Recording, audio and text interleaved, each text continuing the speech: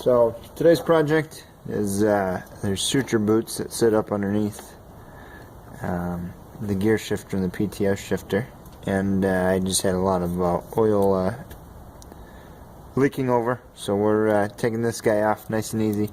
A couple little bolts there, and then basically just had to loosen the pins from here. They're just tiny little pins on there. Bolts, take them out, boom boom. This comes right off, and then just in the process of cleaning it. Here are the new ones. This is the boot, PTO, shifter change, S change. So it's for both of them. Just brand new ones. We'll swap those out, pop them in. So here are the old suture boots. As you can see, they're actually torn.